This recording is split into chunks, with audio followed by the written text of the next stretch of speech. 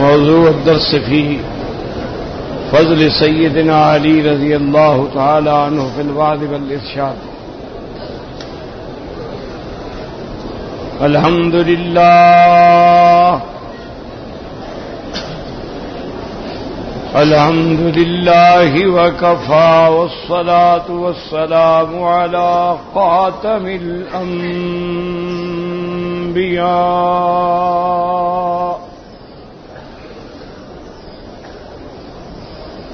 محمد المصطفى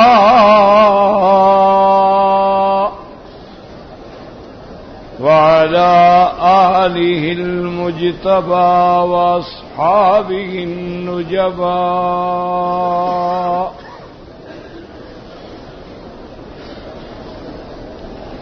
اللهم صل على سيدنا محمد النبي الأمي الهاشمي وعلى آله وأصحابه نجوم الهدى.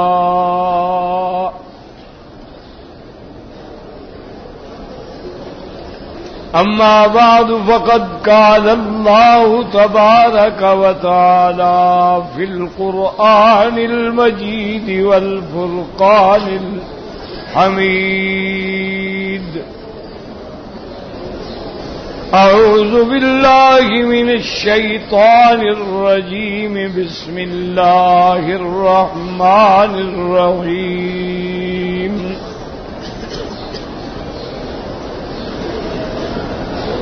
إنما يريد الله ليذهب عنكم الرجس أهل البيت ويطهركم تطهيرا.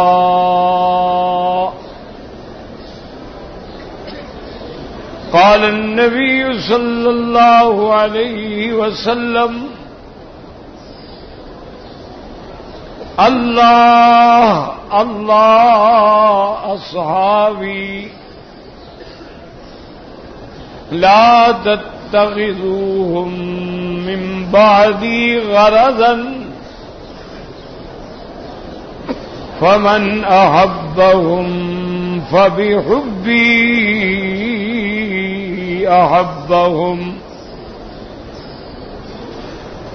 ومن أبغضهم فببغضي أبغضهم ومن آذاهم فقد آذاني ومن آذاني فيوشك أن يأخذه أو كما قال النبي صلى الله عليه وسلم. صدق الله العلي العظيم وصدق رسوله النبي الكريم. سبحانك لا علم لنا إلا ما علمتنا إنك أنت العليم الحكيم. برادران اسلام، واجب الاحترام بزرگوں، دوستوں، بھائیوں، عزیز نوجوانوں، اللہ تبارک و تعالی کے کلام مقدس میں سے ایک آیت مبارکہ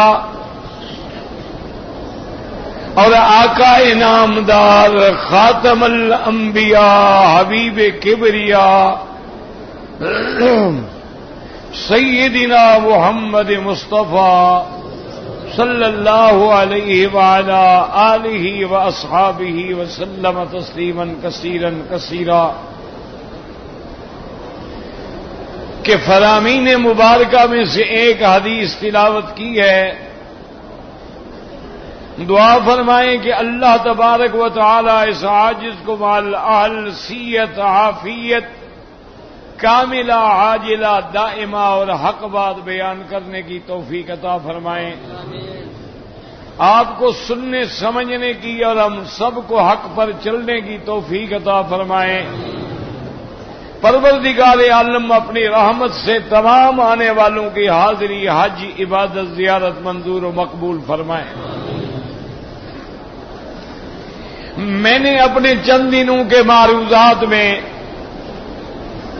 خلفاء راشدین المہدیین رضوان اللہ علیہم اجمعین کے بارے میں معروضات پیش کیے.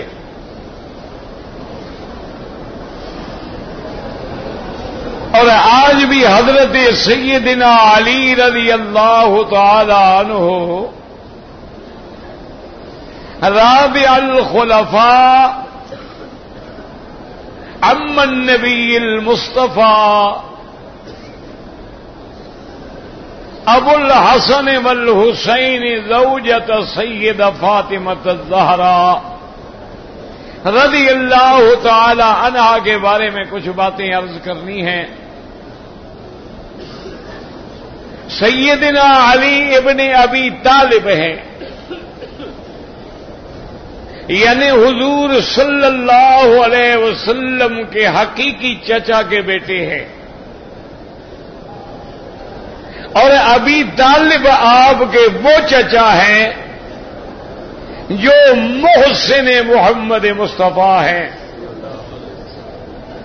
جو معاون محمد مصطفیٰ ہیں، جنہوں نے ساری زندگی باوجود کفر پہ اللہ کے نبی کے لیے ہر قربانی دی اور ہر تکلیف برداشت کی.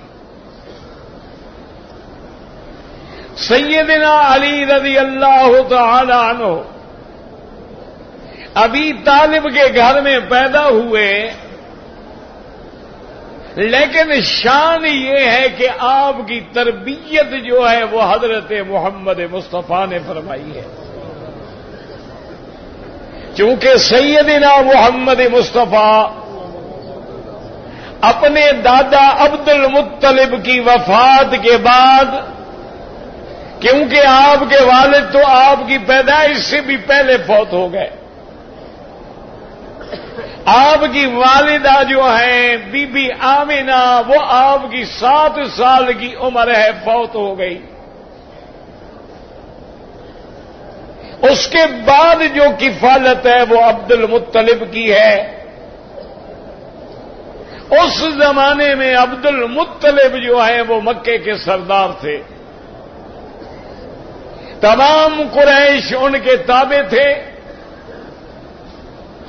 اور تمام قریش کی سرداری اور سربراہی جو ہے وہ عبد المطلب کے پاس تھی.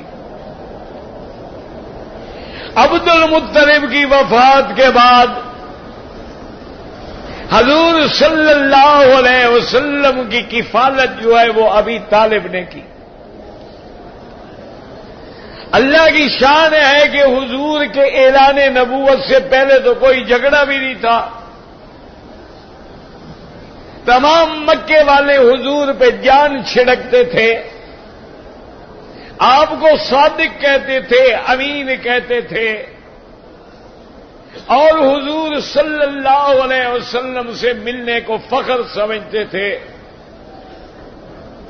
اسی لیے حجر اسود کا جب جھگڑا ہوا، جب قریش کے سردار آپس میں ٹکرا گئے، تو فیصلہ کرنے والے حضرت محمد مصطفیٰ تھے صلی اللہ علیہ وعلی آلہ وسلم.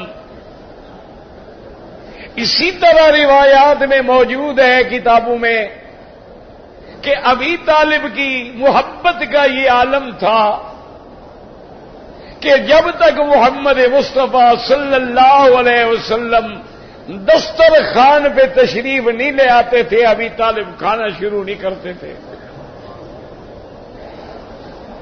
اور محبت کا یہ عالم تھا کہ حضور کو اپنے ساتھ ایک بستر پہ لٹاتے تھے. اور ابی طالب کہتی ہے میں حیران ہوتا تھا کہ جس دن میرے مدنی میرے بستر پہ لیٹ جاتے تھے میرا بستر خوشبو سے مہکتا رہتا تھا، اور میں حیران ہوتا تھا اب یہ خوشبو کہاں سے آ گئی؟ چونکہ ابی طالب کو پتہ نہیں تھا یہ آمنہ کا لال ہے، یہ محبوب دو عالم ہے، یہ رحمت للعالمین ہے۔ اللہ نے جس کے چہرے میں جس کے پسینے میں بھی خوشبو رکھی ہے، یہ تو ابی طالب کی بات ہے۔ صحیح احادیث میں موجود ہے کہ میرے آقا رحمت دو عالم سیدنا محمد مصطفیٰ آپ لیٹے ہوئے تھے، اور لیٹے ہوئے پرچے پہ لیٹے ہوئے تھے، گرمیوں کا زمانہ تھا، حضور صلی اللہ علیہ وسلم کے بدن مبارک پہ پسینہ تھا، بی بی ام سلیم کپاس لے کر سرکار دو عالم کے بدن مبارک پہ رکھتی اور آسانی سے اٹھا لیتی کہ حضور کی نیند میں بھی خلل نہ آئے، اور جتنا اس میں پسینہ آ جاتا تھا اس کو ایک شیشی میں نچوڑ کے جمع کر لیتی۔ فاستيقظ رسول اللہ صلی اللہ علیہ وسلم، حضور بیدار ہوئے، آپ نے فرمایا ماذا تفعلین، یہ کیا کر رہی ہو؟ اس نے کہا یا رسول اللہ صلی اللہ علیہ وسلم، آپ جانتے ہیں کہ ہم غریب لوگ ہیں، ہم عطر خرید نہیں کر سکتے، میں آپ کا پسینہ جمع کر کے رکھ لیتی ہوں، اور جمعہ کے دن یا کسی تقریب میں اپنے گھر والوں کو اپنے بچوں کو یہ پسینہ لگا دیتی ہوں۔ اور اس نے کہا واللہ یا محمد، میرے بچے جس جگہ سے گزرتے ہیں وہ کہتے ہیں خدا کے لیے بتاؤ یہ عطر کہاں سے خریدا ہے؟ وہ خوشبو ایک ان کو کیا پتا تھا یہ خوشبو نبوت ہے، یہ وہ خوشبو ہے جو بدن نبی سے نکلتی ہے۔ اس لیے بعض صحابہ فرماتے ہیں رحمت دو عالم جس گلی سے گزر جاتے تھے وہ گلیاں گواہی دیتی تھیں، وہ دیواریں گواہی دیتی تھیں، وہ علاقہ معطر ہو جاتا تھا خوشبو سے، اور ہم اندازہ کر لیتے تھے کہ حضور محمد مصطفیٰ گزرے ہیں صلی اللہ علیہ وعلا آلہ واصحابہ وسلم۔ اور کیوں نہ ہوتا کہ جس کی اللہ نے باطنی خوشبو کو، جس کی اللہ تبارک و تعالی نے ظاہری خوشبو کو، جس کی اللہ تبارک و تعالی نے نبوت کی خوشبو کو پورے عالم میں پہنچایا ہے، تو ابی طالب کی آپ کی فالت میں ہے، اور اسی زمانے میں اللہ کی وحی اتری ہے، اسی زمانے میں اللہ کے نبی نے دعوت توحید دی ہے۔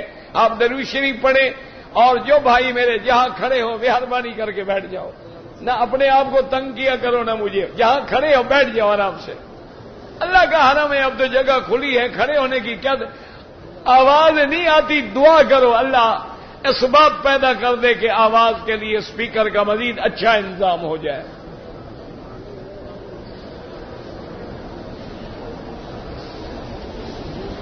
تو اب ابی طالب کی پرورش کے زمانے میں سیدنا علی رضی اللہ تعالی عنہ کی تربیت جو ہے وہ حضرت محمد مصطفیٰ نے کی ہے، اور جو بندہ حضور کے گھر میں تربیت پانے والا ہو، اور جو ابی طالب کا لخت جگر ہو، محمد مدنی کا ابن عم ہو، اور حضرت علی ان لوگوں میں ہیں جو سابقون فی الاسلام ہیں۔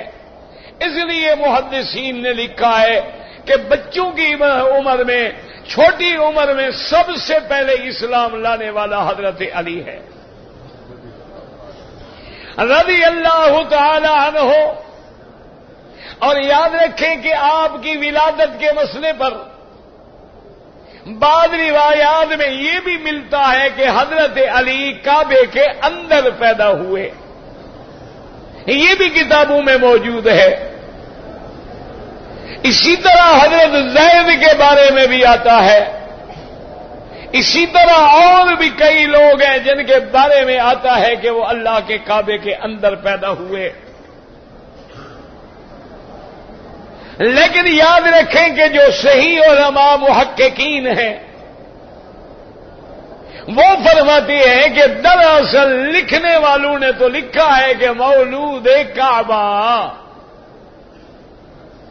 اور بعد نے یہ بھی لکھا ہے کہ حضرت علی جب پیدا ہوئے ہیں رکن یمانی کی جانب سے دروازہ تھا جہاں سے آپ کی والدہ محترمہ باہر گئی ہے.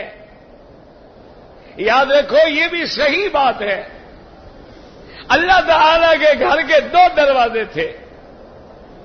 ایک دروازہ تو یہی ہے جو آج بھی موجود ہے، اور ایک دروازہ جو ہے رکن یمانی سے تقریباً 2 ہاتھ پہلے تھا. یہ صحیح روایات میں ذکر ہے، بلکہ میرے مدنی سرکار کی تمنا تھی بھئی جب بھی نام آئے درود تو پڑھ لیا کرو خدا کے بندے. میں اپنی تکلیف کے باوجود حاضر ہوتا ہوں اور تمہیں درود پڑھتے ہوئے تکلیف ہوتی ہے. عجیب لوگ ہیں، بعض لوگوں کو ماشاءاللہ حرم میں نماز پڑھنے میں تکلیف ہوتی ہے، باہر کھڑے ہو جاتے ہیں کہ سلام پھرے اور بھاگیں تاکہ ایک عذاب اتارنا ہے اتار دیں، ایک بوجھ ہے پھینکیں کہ جی ہم نے حرم میں نماز پڑھ لی ہے. کیا مٹی تم نے نماز پڑھ لی ہے؟ سارا حرم خالی ہے، انڈر گراؤنڈ حرم خالی ہے، اگلی صفیں خالی ہیں اور تم حرم کے باہر کھڑے ہو. یہ کون سی نماز ہے؟ اگر نماز پڑھنی ہے تو انسانوں کی طرح پڑھیں، ورنہ اللہ کو ہماری کیا ضرورت ہے؟ حضرت آدم جب طواف کر رہے تھے کعبۃ اللہ کا، دل میں خیال آیا کہ آج میں طواف کر رہا ہوں. اللہ نے فرمایا جبریل جا کے آدم کو بتلا دو کہ آدم تیرے پیدا ہونے سے بھی 2000 سال پہلے کعبۃ اللہ کا طواف ہو رہا ہے. اور اسی طرح یہ کعبہ ہے جس کے اوپر بیت المعمور ہے، وہ آسمانوں کا کعبہ ہے اور یہ زمین کا کعبہ ہے. اگر اللہ اس کعبے کو اتارے تو عین اسی کعبے کے اوپر آ کے بیٹھے گا. وہاں 70,000 فرشتہ روزانہ طواف کرتا ہے، اور جس نے ایک دفعہ طواف کر لیا اس کو قیامت تک نمبر نہیں ملے گا. اللہ تمہیں کعبے میں لائے ہیں، اللہ نے تمہیں حج نصیب کیا ہے، اللہ نے تمہیں لبیک کی دولت سے نوازا ہے، اللہ نے تمہیں توحید کے سبق کے لیے بلایا ہے، اللہ نے تمہیں مشاعر مقدسہ دکھلائے ہیں، اللہ تبارک و تعالی نے تمہیں صحیح معنوں میں اپنا مہمان بنایا ہے. نماز پڑھنی ہے، حرم میں نمازیں پڑھیں، اگلی صفوں کو پورا کریں. جس بندے کے آگے سب میں جگہ خالی ہوگی وہ گناہگار ہے اگر سب پوری نہیں کرے گا. اسی طرح اپنے گھر والوں کو، اپنی بیٹیوں کو، بہنوں کو سمجھائیں کہ 1,00,000 دفعہ حرم میں آئیں، 1,00,000 دفعہ حرم میں طواف کریں. اس وقت طواف کریں جب مردوں کا رش کم ہو جائے، ورنہ کعبے کے سامنے بیٹھ کے دیکھتی رہیں، قرآن پڑھتی رہیں، نوافل پڑھتی رہیں، اور نماز اس حصے میں پڑھے جو خاص عورتوں کے لیے ہے. کوشش کریں کہ کسی مرد کے آگے کھڑی نہ ہوں، کسی مرد کے برابر میں کھڑی نہ ہوں، ورنہ اپنی بھی نماز برباد ہوگی اور ان کی بھی نماز برباد ہوگی. اس لیے یاد رکھیں کہ میرے مدنی رحمت دو عالم سب کہہ دو صلی اللہ علیہ وسلم،